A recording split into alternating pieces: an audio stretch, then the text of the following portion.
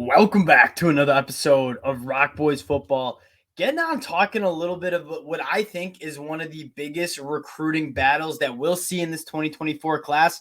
An extremely impactful battle for a couple of these programs, and it's going after one of the best quarterbacks in the 2024 class in Aaron Noland. Now, before we get into it again, I just want to say thank you to you guys. So if y'all watching 2024 high school recruiting videos this early on, you guys are about college football, and we appreciate all the support you guys are showing. Almost spring football season. Going to be watching the spring games, recapping some of these programs we're interested in. So again, if you all right, you like college football, you like talking recruiting, you like talking roster management, man, consider subscribing to the channel. We appreciate all the support you guys have shown. Now let's talk a little Aaron Noland first, right? So we released his top 7. He's recruited on April 8th, 8:30 p.m. Eastern time. What I want to talk about a little bit more is for two programs, I think this is a massive, massive, massive recruiting battle. I'm talking about the Miami Hurricanes and the Ohio State Buckeyes. Let's head over to the Aaron Noland's 24/7 profile and talk a little bit about what caliber player you're getting. And then we'll talk a little bit more about why this is so impactful for these two programs. Aaron Noland, 6'3", 200 pounds. Dude absolutely slings it. He's a lefty, and the lefty releases always just look weird to me, but this dude rips off his hand. One of the most productive high school quarterbacks in the whole entire country, especially in this 2024 class.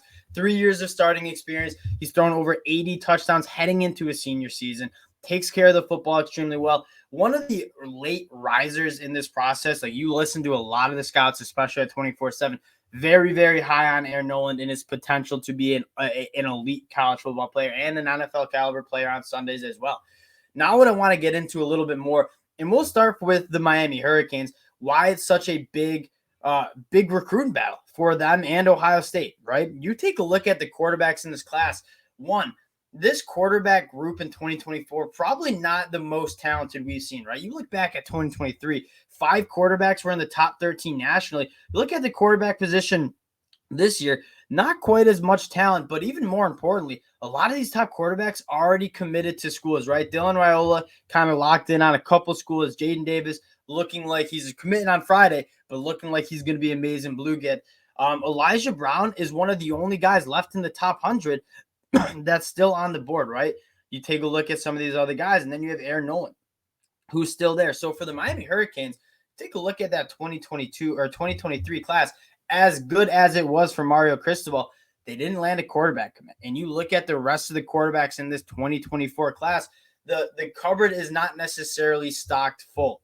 And so I think it's very important for Miami to make a strong push. And everything you're hearing from Miami and some of those beat writers is they're treating Aaron Noland like he's the number 1 kid in the country. Like they're making him an extremely strong priority. I think Coach Shannon Dawson has really done. And Shannon, I really like that hire because, I mean, he took Clayton Tune and put him into Clayton Tune is going to get drafted in the NFL. And not necessarily the most talented dude, but that scheme that Houston ran, it's very quarterback friendly. I think Aaron Noland sees himself putting up some big time numbers at Miami, and especially with some of the pass catchers you're able to pull from the state of Florida and that they got in 2023. I think Aaron Noland, it seems to be a little bit more of a selling piece for Aaron Noland. Now, the next program I want to talk about, though, is the Ohio State Buckeyes. They're making a strong push for Jaden Davis, but they were kind of just left in a really tough situation, right? You have Dylan Raiola locked in, committed to you in that 2024 class. Not only did it impact how they recruit the 2024 class, but because Dylan Raiola committed to Ohio State so early in that 2023 class, a lot of quarterbacks didn't really take a strong look at Ohio State because, hey, I come in the year after I come in, you're getting the number 1 player in the whole entire country coming in. I don't see a very clean avenue for playing time. And so what happened in 2023, they had to settle for a kid out from South Dakota. I actually like the kid, but outside the top 150, which is not Ohio State standards when it comes to quarterback recruitment. You look at guys like C.J. Stroud or Justin Fields coming over from Georgia, Kyle McCord, Brown, like they're used to landing those top 50 blue chip 5-star kind of guys. They didn't do it in 2023. And in 2024, this is kind of the last crack at getting one of those elite quarterbacks if they miss out on Jaden Davis on Friday. And so for these two programs, I think Aaron Noland is a massive, massive guy. Now, looking at the other guys that Aaron Noland included in his top 7, Alabama, they already have Julian Sain locked in. It's hard to see Alabama being a reasonable landing spot. You very rarely see two top 100 quarterbacks commit to the same school. Clemson, I mean, you just had Cade Klubnik come in. They also had a very solid guy in 2023. Oregon, he hasn't even taken his visit out to Oregon. So it's interesting to see him list Oregon in the top 7. He's not slated to take a visit out to Oregon before his April 8th commitment date. Arkansas, I think, would be an interesting one, but you lose a guy like Garrett Riley as your OC, or not Garrett Riley, excuse me. You lose your OC to TCU. I wonder if it's I wonder if that's going to be a tough get for Arkansas.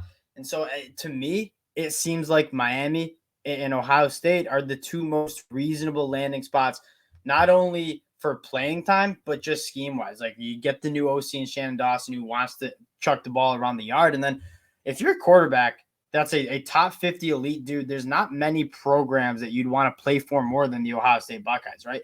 Not only are you getting a phenomenal play caller in Ryan Day, like he's proven to develop quarterbacks, you put him into the NFL draft, but you're also going to be throwing to some of the best wide receivers in the country. You take a look at what they brought in 2023, Brandon Ennis, Noah Rogers, Carnell Tate. I mean, loaded wide receiver group. They already have Jeremiah Smith locked in the 2024 class. Aaron Noland saying, if I commit to Ohio State and I'm playing as a second-year kid, like I'm throwing to the best wide receivers in the country with a very good scheme. It's going to be easy for me to put up some big numbers and develop as a potential NFL quarterback in the future. And so some interesting selling points. But again, Miami, Ohio State, the cupboard has been kind of bare in the last 2 years in terms of recruiting that quarterback position. This Aaron Noland commitment, I think, is massive for them. It's kind of one of their last opportunities to land one of the top kids in the 2024 class.